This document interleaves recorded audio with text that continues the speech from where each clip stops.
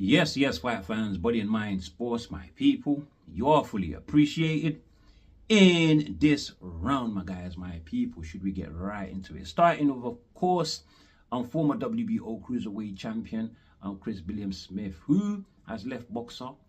He is now the latest signing to Zuffa boxing, my guys, my people. So it goes to show, first and foremost, that Zuffa boxing, obviously, it's not tailor-made for every fighter. It's definitely not tailor-made for every fighter. However, it is an option, and an option that, you know, for some fighters provides better and bigger opportunities for what is already made in the old regime, my guys, my people of the sport. So yeah, Zuffa boxing ain't all bad. Otherwise, Conor Ben wouldn't have gone there. Richardson Hitchens wouldn't have gone there. Edgar Berlanga wouldn't have gone there, my guys, my people. And these are names that do have quite a draw attached to them, my guys, my people. Now, with that said, this is a perfect opportunity for Jai Opetaia, who is at Zuffa, and since he got stripped by the IBF for basically going on to become Zuffa champion without the backing of the IBF, my guys, my people. Seemed like his career was stuck in limbo, right, after being stripped, and his dream of becoming undisputed champion dashed in the waters, my guys, my people. Yeah, so CBS now is like a whole new lease of life for Jai Opetaia. They will be fighting. They will be fighting, and I'm sure Zuffa boxing will be looking to make that fight as soon as possible, so that Jai Opetaia can use CBS to build on his profile, build his resume, build his ring magazine and Zuffa championships, my guys, my people, with the scalp of CBS, which is quite weighty. It is quite weighty because when he got his championship, his WBO championship, well, he defeated Lawrence Okoli, right? Then his second defense was Mateusz Masternak. Then, or should I say his first defense, right? Then his second defense was Richard Riakpo, before he went on to lose to Zerdo Ramirez in a unification. Ramirez was the WBA champion at the time, and CBS thought that he would have been an easier unification than IBF champion at the time, Jai Opetaia, my guys, my people. So they've come full circle.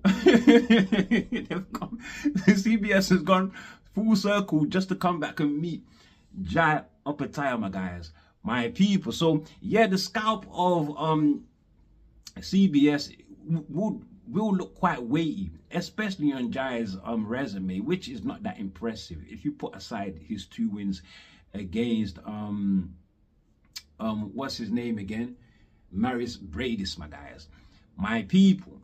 But what's in it for CBS? Well, like I said in the beginning, bigger opportunity, right, for him available, but it's also an opportunity should he beat Jai Opetaia to become Ring Magazine champion, right? He can't get a higher accolade than that, really speaking. If you beat the man, you are the man, my guys, my people.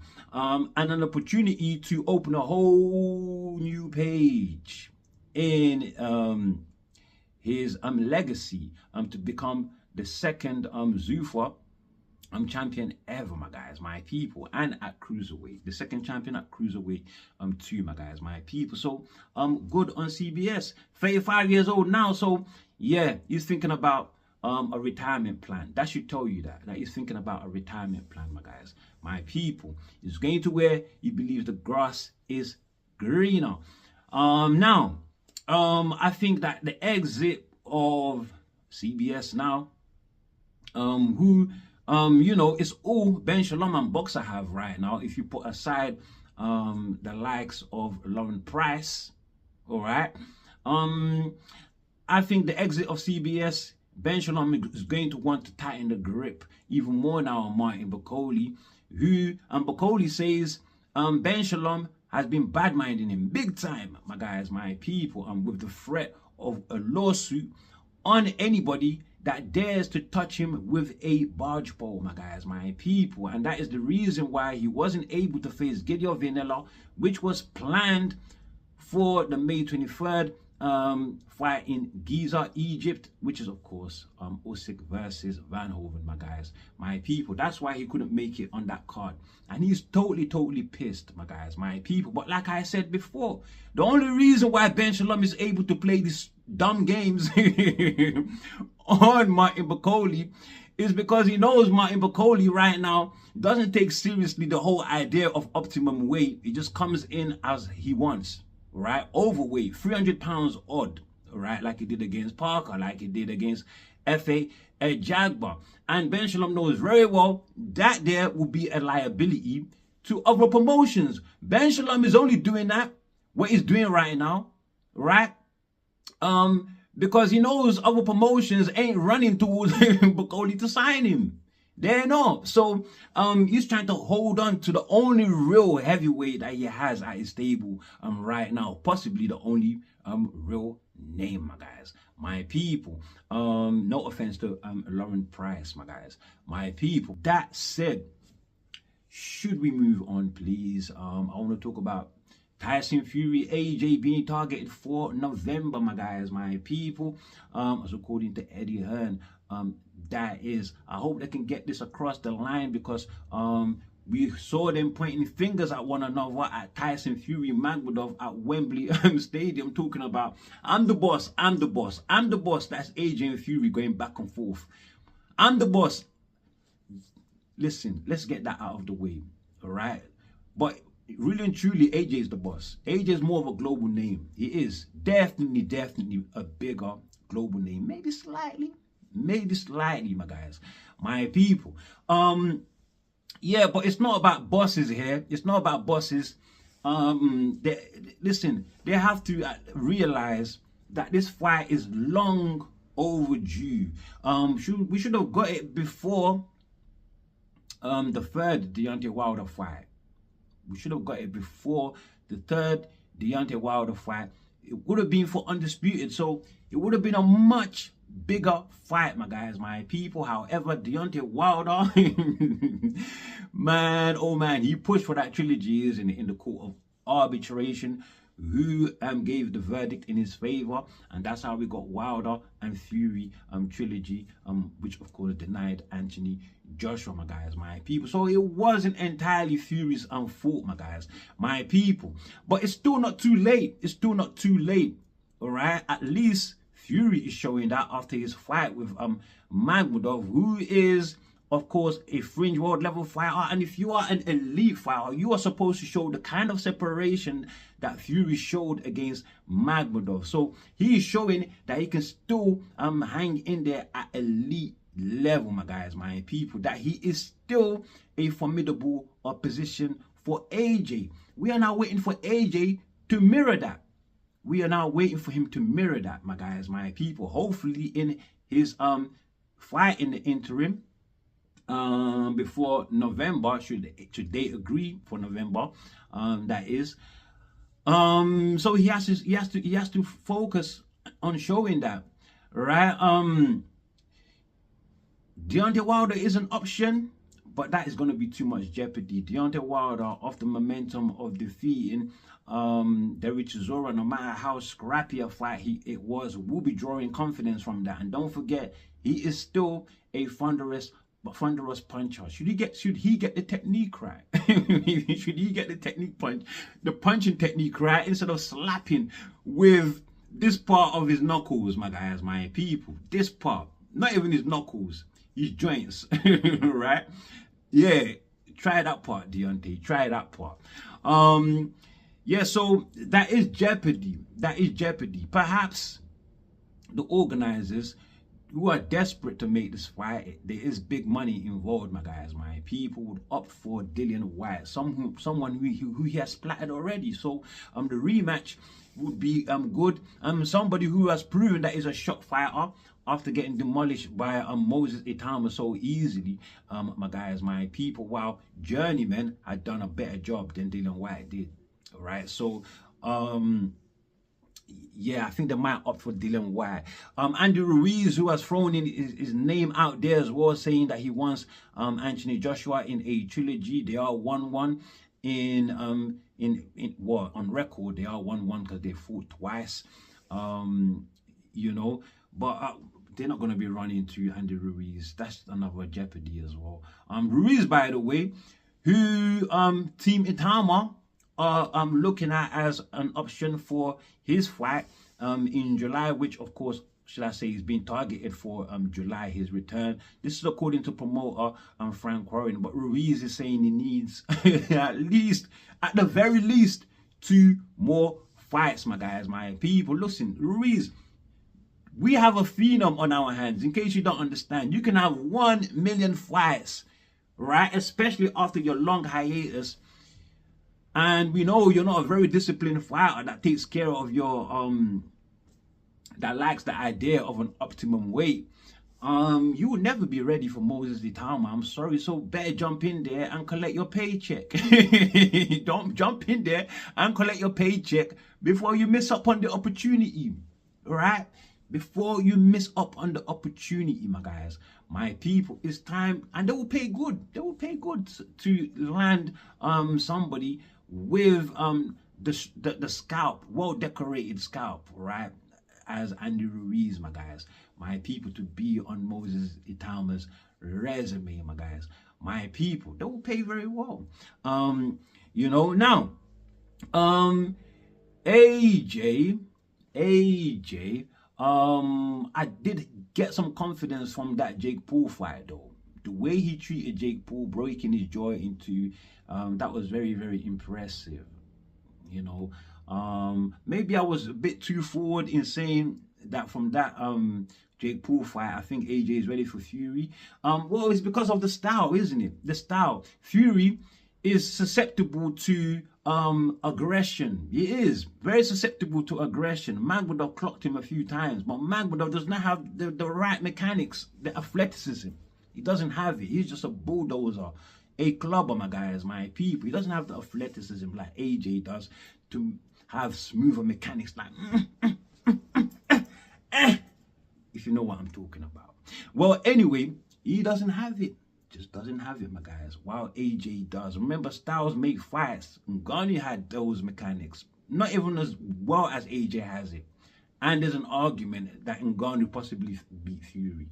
I don't go with it, but those who argue have a strong point. They have a strong point, my guys, my people. So maybe I'm jumping the queue in saying that Jake Paul got AJ ready, so maybe he does need that interim fight. Maybe he does, you know. But yeah, Dylan White might be the best option now, my guys, my people, because of the jeopardy that of course Deontay Wilder and Ruiz would create.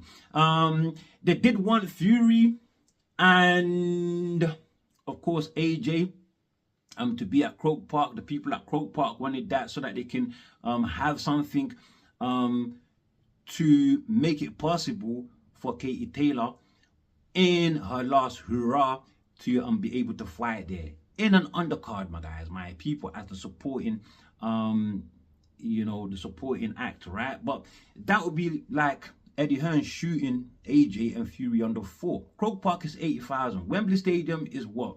90,000 all over if they can extend the seating area, right? So yeah, there'll be less money to be made at Croke Park. Slightly a smaller fight. The attendance, is it going to be as well attended as it would be at Wembley Stadium, my guys? Which the fight deserves to be at Wembley Stadium, because these are two English fighters, British, right? British English fighters, my guys, my people. So yeah, it deserves to be over here in London, my guys, my people. And Eddie Hearn, listen, he ruled it out anyway.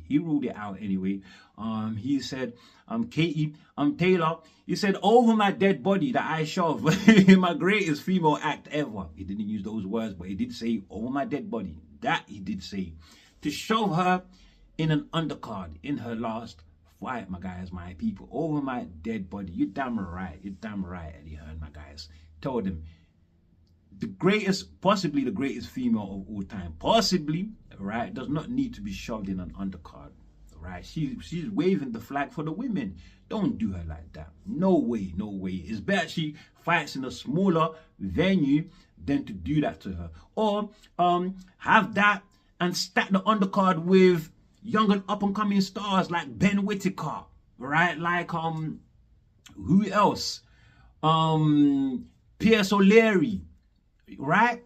Fighters like that, you know, just stack the undercard big time, my guys, my people. Even the likes of what's his name, the one that beat Ezra Taylor, Willie Hutchinson, my guys, my people. I think people are looking at him now. The people are looking forward to see what he's going to do next, my guys, my people. Just get her headlining, find somebody. Of course, Nikisa Bidarian is saying possibility could be Holly Holmes, my guys, my people, who is fighting Stephanie Han. It says the winner of that fight could be good. We know Holly Holmes is a global name because of her history previously in the UFC, my guys, my people, and now she's in boxing. She got good standing in boxing too. What division is she in? I believe, is it middleweight or super middleweight? I could be wrong. I could be wrong, my guys. Didn't do my research. I apologize, my guys, my people. But Baumgardner versus Ray Shin, which is this weekend, my guys, my people. Alecia Baumgardner, right? Yeah, so that could be one opportunity. Well, should I say a possible matchup for Katie Taylor, of course, Holmes or Stephanie Han. Another potential opposition could be Caroline Dubois, but Caroline Dubois says she's not going to be clout chasing and begging for a fight from Katie Taylor. If she gets it, she gets it. But her main target is, of course, Baumgardner. She's on Baumgardner's neck, boy. But I think Baumgardner is dancing around, trying to dance around that fight like she wants it. She don't want it. She don't want it, my guys, my people. Otherwise, she would not be begging for a fight from somebody much bigger, such as Clarissa Shields, while at the same time saying that she's not at lightweight yet. She's at super featherweight, right? So she doesn't need to be fighting Caroline Dubois, and says that is not the fight that can be made in the US. That's not the fight to be made in the US. Come on, Baumgardner, man. Come on, man. Come on, man. We need that fight. We need that fight. Caroline Dubois, Alecia Baumgardner. Ray Shin come in opposition with Caroline Dubois, right? So if Baumgardner should get past her tonight, right? Then the possibility of her and Caroline Dubois, I guess, is going to be greater. So we can start strongly. I'm speculating it, my guys, my people. I have to say though, Caroline Dubois, she didn't have it all her way with Ray Shin at lightweight, but this is at super featherweight, which is of course Baumgardner's division, which she rules, my guys, my people. I say let's get this fight though. This is what women's boxing needs, right? Also, as I was talking about Katie Taylor, who should go in her undercard, just off the back of those undercard names that I mentioned, Eddie Hearn and Frank Warren, they need to talk. They need to talk, my guys, my people. If they have started talking already and stopped, they need to extend those talks, my guys, my people. Katie Taylor, she needs her swan song, my guys, my people, and done the right way, done the right way. That said, AJ and Fury, let's get that one across the line, my guys, my people. Two, who is the best of the British heavyweights in their generation? Right, that is the big question here. It's not all about money, even though what's his name, Jordan whatever, listen, his name just escaped my head, from Talk Sports, yeah, Simon Jordan. Regardless, he is saying that it's all about finances there. It's all about making money. That fight is, that it is past its time. It is not. It is not, my guys, my people. This is history. We need to find out who's the best of the British heavyweight champions in or fighter in their generation. That's what it's all about. Right, it's time to find out. It's not all about money. So Simon Jordan is a bit out of touch for concluding that he's not interested in that fight, that he's more interested in the future. Cabello and Daniel Dubois, Moses Itauma, those sort of names, my guys, my people. Yes, I love to see them fight, but I'm more interested in this fight, my guys, my people. If you truly follow boxing, you know the present, right, or the fighters of the past, to put them together and cap off that generation, right, smooth it over nicely. That is real history being made the right way, my guys, my people. Simon Jordan, man, come on, man. I expected better than for you to make a statement such as that. My guys, that's a bit out of touch, I reckon. Now listen, I'm going on quite a bit now. So let me move forward. Let me talk about Ben Whittaker, who is going up against Brian Suarez this weekend at the Liverpool Arena. He's going to be the main event after David Morrell and Callum Smith, right, is off now, right, because Callum pulled out, I believe, due to a shoulder injury, my guys, my people. Or was it a rib injury? Right, he pulled out. It's a shame they couldn't find another person for David Morrell to fight on the card, because he was looking for Whittaker as an opposition. Obviously, they're not going to push Whittaker anywhere near David Morrell at this stage of his career, my guys, my people. But Suarez, I'm not too sure about Suarez. This could be another run out. This could actually be another run out, because Ben Whittaker, I ain't going to lie, in his last two fights against Cameron, or should I say, well, 3 fights ago now, right? The 2 fights that he had, or should I say, his last fight against Cameron, right? Not his last 2, but the last fight he had against Cameron. I was quite impressed with his finish there. I was very, very impressed. He's definitely growing on me stylistically, my guys, my people. So looking forward to see him. Should he brush Suarez aside, then he is being pushed forward to the US of A, my guys, my people, to join, of course, Jerome Bruce Ennis and Xander Zayas, who will be fighting on the 27th of June, my guys, my people. Ennis trying to claim Xander Zayas' WBO and WBA straps, my guys, my people, at the Barclays Center, New York, Brooklyn, home of the Puerto Ricans, my guys, my people. And of course, Ennis's people, the Philadelphians, only a stone throws away, my guys. So that is going to be epic. Eddie Hearn says 10,000 tickets sold already. Barclays Center full capacity is 20,000, so half sold already. June is still quite some time away, so you know it's going to be big. I will be tuning in, right? I will be tuning in, my guys, my people. Yeah, so they're going to throw Ben Whittaker in that undercard.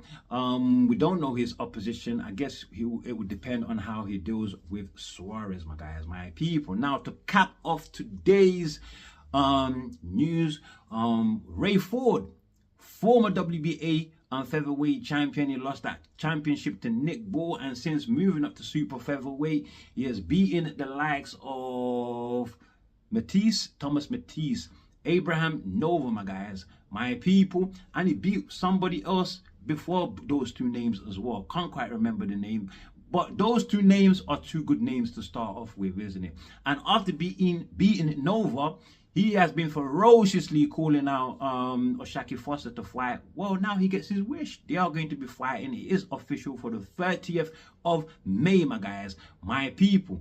I say, let's get it. Let's get it. Oshaquie-Ford, who's looking on good form after surprisingly defeating Stephen Fulton, my guys, my people, 2-division champion, my guys, my people. The WBC pulled a big trick on that one there, because Fulton missed weight at super featherweight, right, by 2 pounds, and the WBC decided they were going to make it a 135-pound fight and throw their interim championship on the line, my guys, my people, since Fulton couldn't fight for Oshaquie's super featherweight WBC strap for missing weight, right? For missing weight. Of course, the WBC didn't want to miss out on sanctioning fees. But Oshaquie-Ford has abandoned that WBC interimship that he won by defeating Fulton. He is now back at super featherweight to defend his strap against Ray Ford. I say let's get it. This is going to be a great fight because there's heat between both of them. You know, after the intense call-outs that Ray Ford has been applying on Oshaquie, my guys, my people. But with that said, is that all I have for you guys on this one? I believe so. I believe so. Yeah, with that said, that's all I have for you. Before you leave, do like, share, subscribe. Of course, drop your comments below, my people. And as always, stay super blessed. And we can catch up on the next one, my guys, my people. Stay blessed. We out there. Peace, my guys, my people.